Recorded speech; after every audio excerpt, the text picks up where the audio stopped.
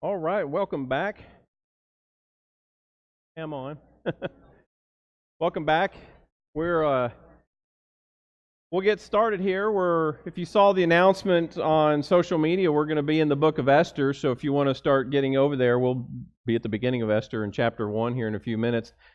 Thank you for making it out in the fog. You know, it was like super foggy this morning. I can't even see where I'm going. We had to drive super slow. And winter's coming. I was really debating. I'm excited for flannel shirt weather. Flannel shirts. They're just so comfy and they feel so good. But this morning I was like, I don't know. Might not quite be. The other day I got to wear one. I was really happy about that. So like I said, we're going to be in Esther in the first chapter. But going into the book of Esther, several things we need to consider and think about. You know, Esther is a book that isn't taught very much, at least call it sermon-wise on Sunday mornings. You look across all of Christian, and it's not a book that comes up very often. And I think there's some reasons why, and we'll get into those this morning. But let me ask you a question first. Do you ever feel like God is quiet? More specifically, do you ever feel like God is like too quiet?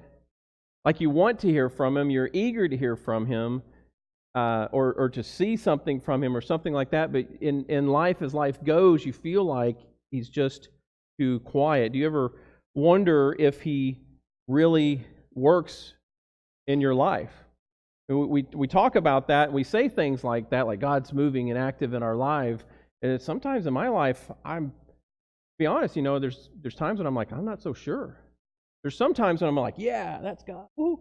But there's a lot of times when I'm like, I don't know. There's you know, maybe you think, you know what? I've never seen God. Like I haven't seen Him. I'm like Moses in the cleft of the rock. You know, I haven't seen God.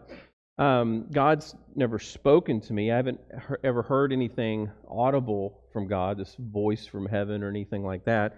I've never even seen something that for sure, beyond a shadow of a doubt, there was no other explanation for it other than God did this. And maybe you share that in your life. You haven't seen something that you say, that is just a complete, unexplained, let's say, healing. But the only thing I can contribute that to or attribute it to is God. And many of us never see or experience anything like that. We never see or experience this just revelation of knowledge that we say, you know what, there's no other place that could have come from other than God. We don't see a miracle. The water has never parted for me. The plagues have never rained down on my enemies. None of those things have ever happened to me. The hardships of life, they never go away, it seems like. They just kind of linger and linger. And there's this longing from me, and I'm sure probably from you too, for relief. We long for relief. And while there's evil in the world, it's difficult for me to put my hand on anything and to specifically say, that right there, that thing, that is the work of God.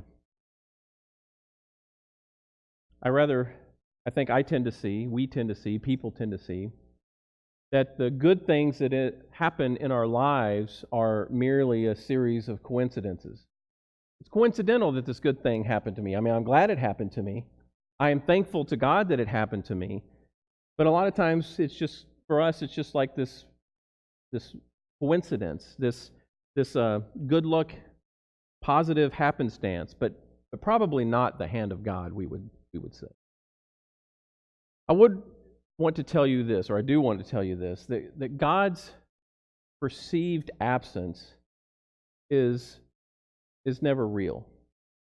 God's perceived absence is never real. And remember, there's something about this perception is truth, or 9/10 of perception is truth, or something like that. Truth is 9/10 of perception, whatever. You know what I'm saying, right?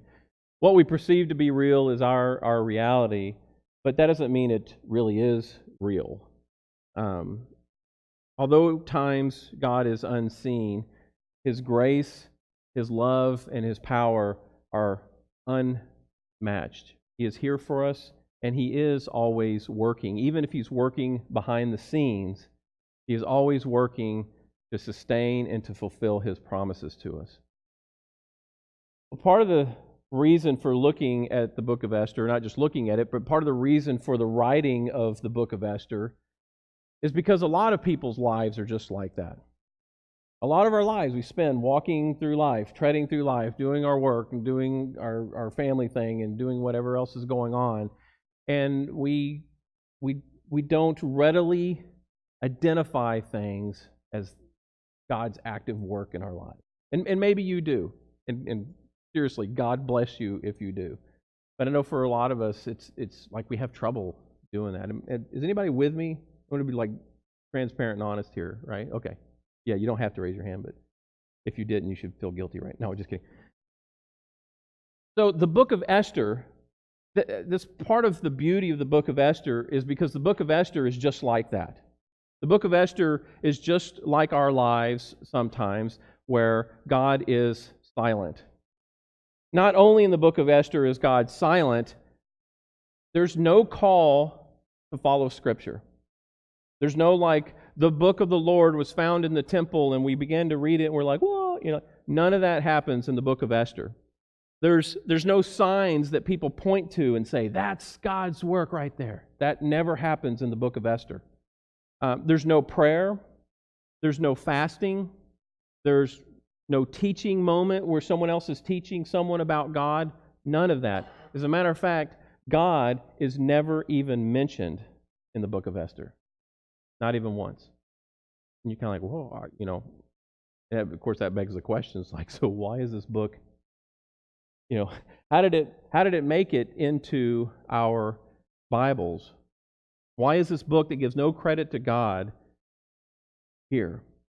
And I think it's because the book of Esther cries out, just like we do in our lives. We cry out and we're like, God, seriously, are you even there? That's what the book of Esther does. But it also shows us that God is working, even though He's not mentioned, even though He's not given credit, even though there's no honor directly presented to Him in any kind of way, because the reality is, God doesn't need our recognition. Sometimes we do things because I hope that I'll get recognized. If I do this, maybe somebody will notice. I mean, that's not a great motive for doing things, but sometimes that, again, we're being honest this morning, sometimes it's a reason for doing something. Maybe somebody will notice something that I did and think I'm at least a halfway decent person. The thing is, we need to realize, we need to understand that God is there and that God is here. We just need to learn how to perceive Him and learn how to see what He's doing. Okay? So, God's perfectly happy to work behind the scenes. God's not a showboat. He's done some amazing things, parted seas, other things. But God's not a showboat. He doesn't have to be seen. He's perfectly comfortable, perfectly content, perfectly secure with Himself to do things and not be seen and maybe not be given credit for. Okay, so let's get into the Esther, chapter 1. We're going to read quite a bit this morning to get through a chunk of this chapter. This is what happened during the time of Xerxes, the Xerxes who ruled over 127 provinces stretching from India to Cush. At that time, King Xerxes reigned from his royal throne in the citadel of Susa. And in the 3rd year of his reign, he gave a banquet for all his nobles and officials.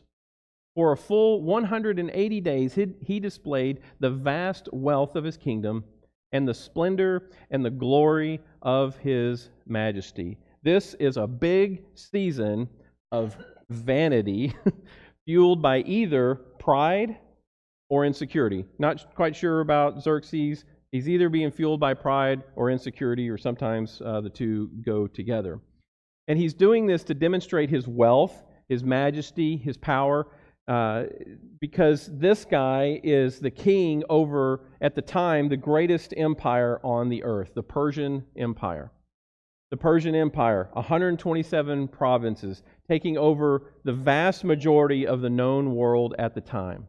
Nobody messed with the Persians. It's not a super great movie. It's sort of an okay movie.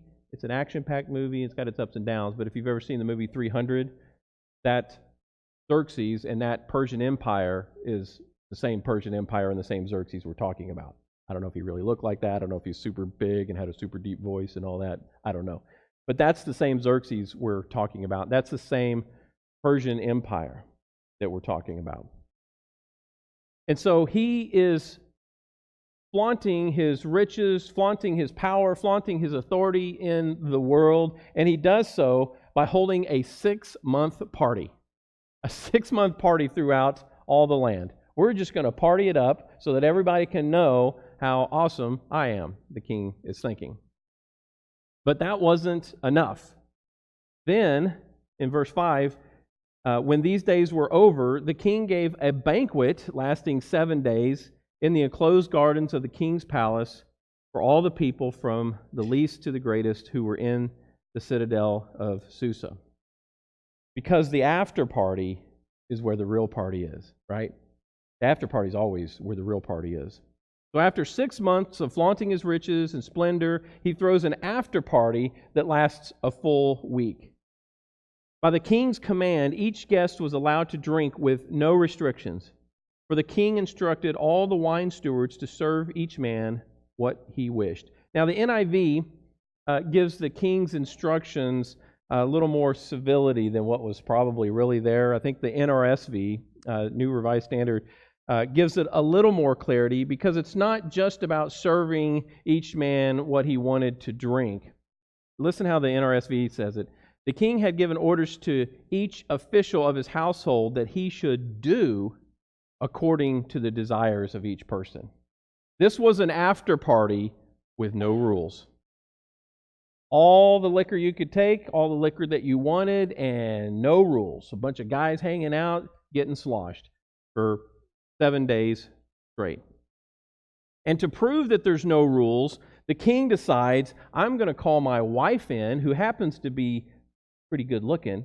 I'm going to bring my wife in so that all the guys can gawk and drool all over. That's his plan. On the 7th day, when King Xerxes was in high spirits from wine, he commanded the eunuchs to bring before him Queen Vashti wearing her royal crown in order to display her beauty to the people and the nobles, for she was lovely to look at.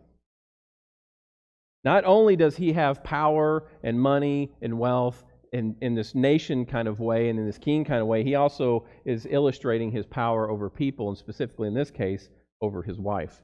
There's kind of 3 theories as to what exactly the king is asking for here and why it might be problematic. The one theory is that there was actually a law that disallowed women from being present at these banquets for men because the men would probably be drunk and acting like fools, and the women being there, the men would basically be dishonored before their wives or before the women, and that women weren't really allowed to be there. And so the king asking his wife to come puts her in a kind of a catch-22. It's like if she comes, she breaks the law. If she doesn't come, she defies the king. That's one of the theories. The other theory is that he didn't want to just show off and flaunt what he had, or that he did do it to show off and flaunt what he had, specifically in his wife, to specifically just say, look what I have and what you don't. That's another way, and just another level of his flaunting. Or the third theory, that he may have taken it to the extreme and wanted his wife to come before people wearing her crown and only her crown. That's one of the other theories that some of the rabbis used to teach. In either case, here we can see what happens when people get drunk, unruly, and act inconsiderate. What happens is people get abused. When this kind of situation happens, when there's a lack of control, there's a lack of consideration, there's drunkenness, there's parties that last for months and things like that, what ends up happening is somebody, or more than one somebody's, ends up getting abused in the situation. So whether it's a legal matter or a matter of prideful flaunting or an extreme disrespect for someone by asking them to basically come before a group of people nude, whichever it may be, King Xerxes wants to show his power over everything, including his wife. But what happened next, absolutely no one saw coming. No one saw coming. But when the attendants delivered the king's command, Queen Vashti refused to come. She simply said, no. And with that short 2-letter word, I don't know what it was in their language, but for us, the short little word, no, Vashti manages to undermine,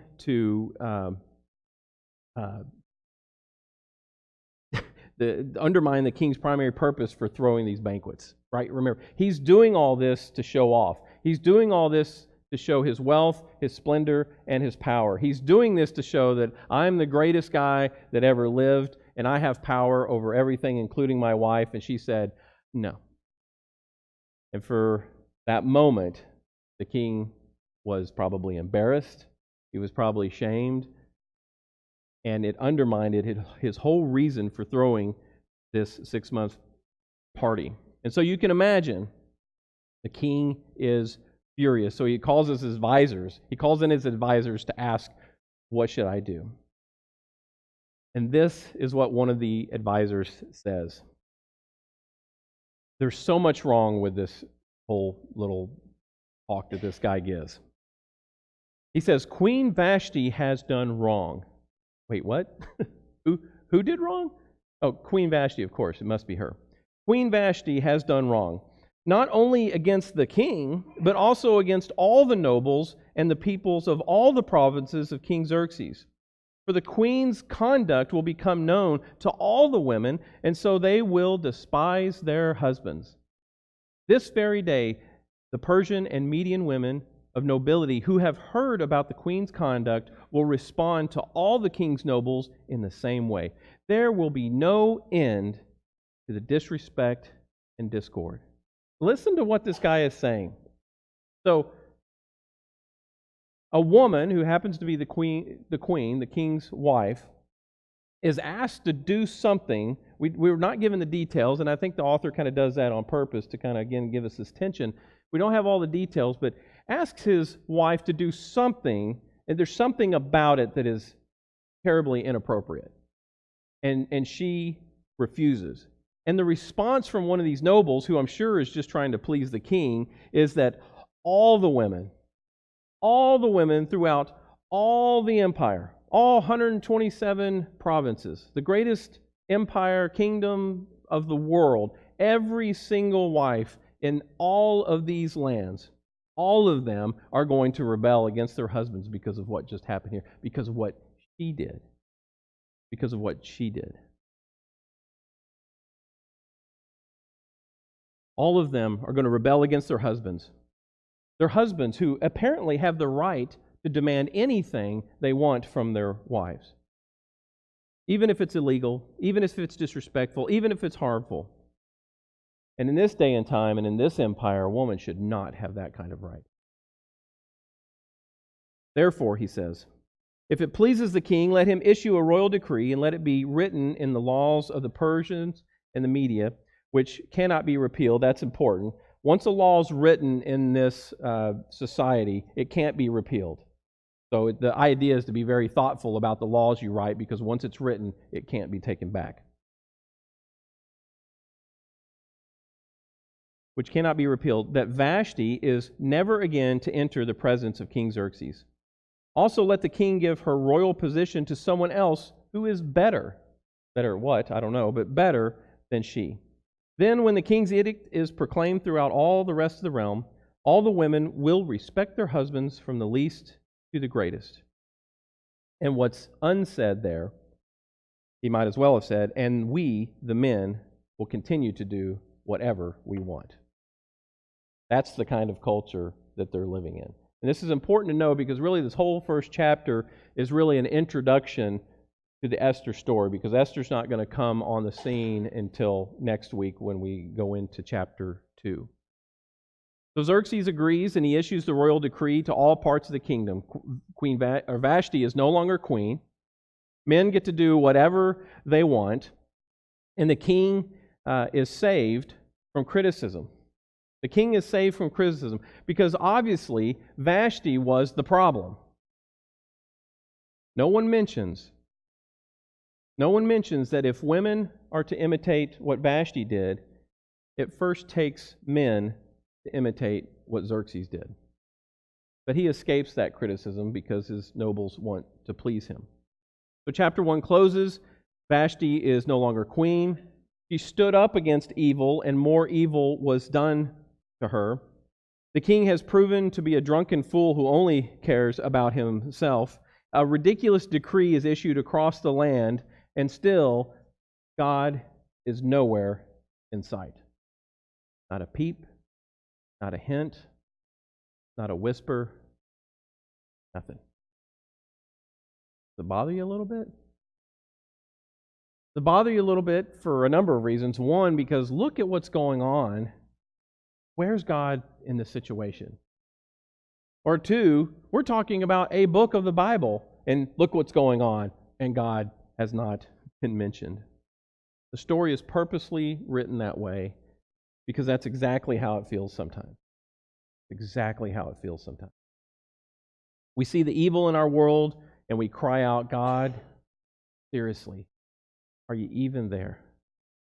Do you even notice? Do you even care? That's what we're thinking in our hearts. But these kinds of situations, especially these kinds of situations where God seems distant, that our belief needs to turn into trust. Because it's not enough just to believe that God exists. Proverbs chapter 3, it encourages us, it encourages me, it encourages you to trust the Lord. Trust the Lord with all your heart, and then it says to not lean on your own understanding. Because my own understanding can be lacking. Like there's things God may be up to that I don't even know about. And even if I knew about them, I probably, in some cases, would not understand them. Like, God, this doesn't make sense. That's where belief needs to turn into trust. We use the word faith a lot. And I personally, for me, I feel like faith carries too much this idea of belief. I have faith in God. People go, oh, that must mean you believe in God. But at the core of the word faith is really trust. The idea and concept of trust. Abraham trusted God, and it was credited to him as righteousness. Because we have verses that talk about even the demons believe and shudder. They believe. They believe who God is. They believe who Jesus is. That's why Jesus had power over demons. He cast some out and things like that. He was able to do that because they know exactly who He is. But they don't put their trust in Him. They trust in themselves or something else. Our faith needs to be more than just belief. It needs to be trust. And trust even when God is quiet. There will be times, there will be situations where things we just don't understand. Things don't make sense. There will be times when we wonder if God even sees what's going on. Consider another example. Similar but very different from this first chapter of Esther, from the life of Joseph. Joseph spent more than a decade in slavery and prison, about 13 years. And Scripture doesn't say a lot about what's going through Joseph's mind, but try to put yourself in his shoes and ask yourself, where would your trust be when your siblings want to kill you? They throw you into a pit for a while they decide how to kill you, basically how to get away with it. And then at least one of them talks them out of it. So instead of killing you, they decide to sell you into slavery, and you're taken by a band of people who are just passing through, sold into slavery and taken to a foreign land.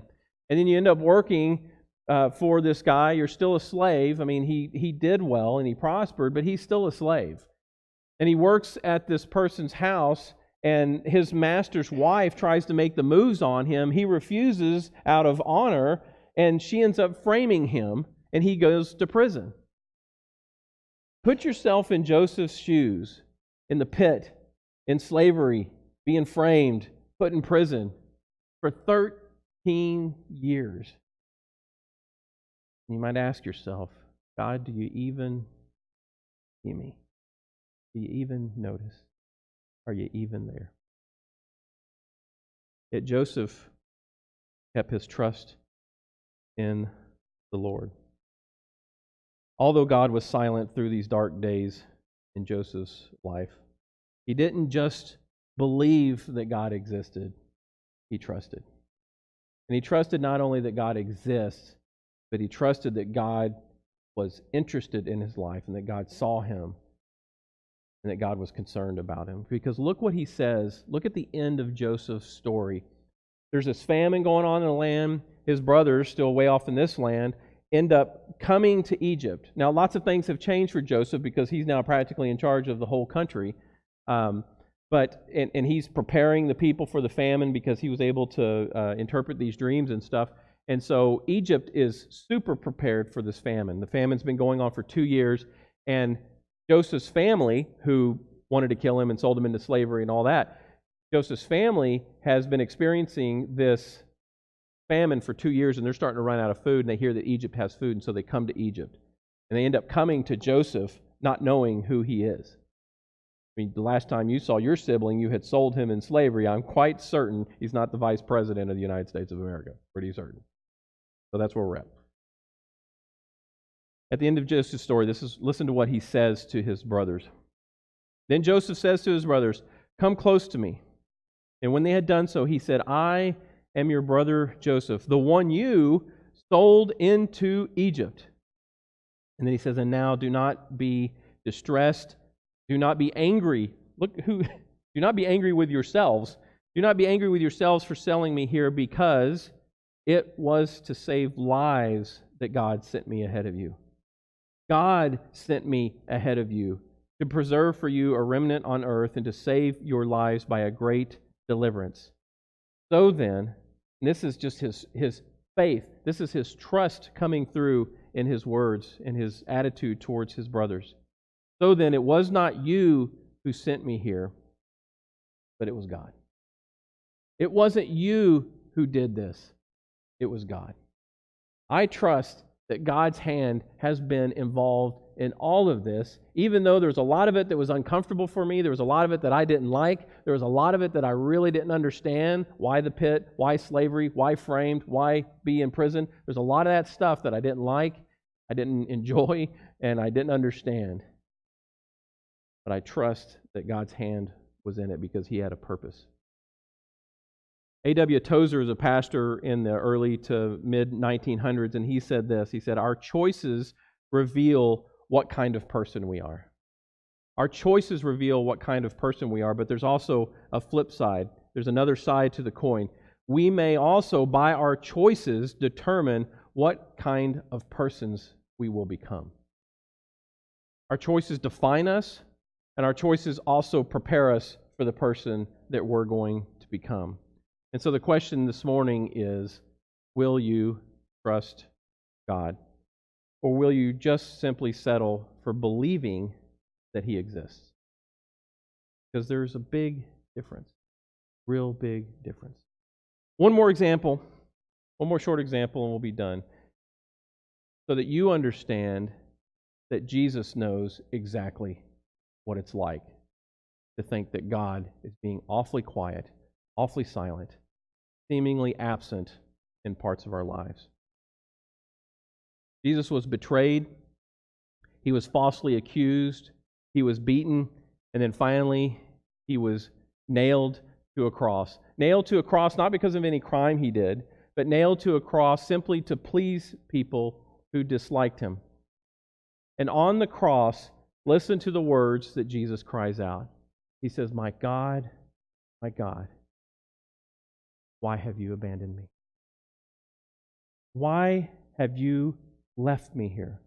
Why are you so far from my groaning? Why are you so far from my pain? God, are you even there? Do you even notice? Do you even care? Jesus knows exactly what it's like to wonder where God is when things aren't great. He knows exactly what it's like. Yet, even though, and it's this weird kind of balance in our lives, and I mean, we feel this struggle within ourselves too. In one hand, Jesus is saying, God, where are you? And in the other hand, He's telling another person on the cross that today you'll be with me in paradise. And he also says, forgive them, for they don't know what they're doing. All this is tangled up. It's the stuff that's going around in our same heads. It's like, I know that God is powerful. I know that God is loving. I know that God is caring. But like in this moment, I'm like, I don't see it. I don't feel it. I'm not sure if He's even there. Yet Jesus' death and resurrection save all who put their faith in Him. Will we only trust God when He brings plagues down on our enemies? There's a little bit of pleasure in seeing that happen. I don't know if that's good or bad. Probably not that great, but let's be real again. Will we only trust in God when He rains down plagues on our enemies?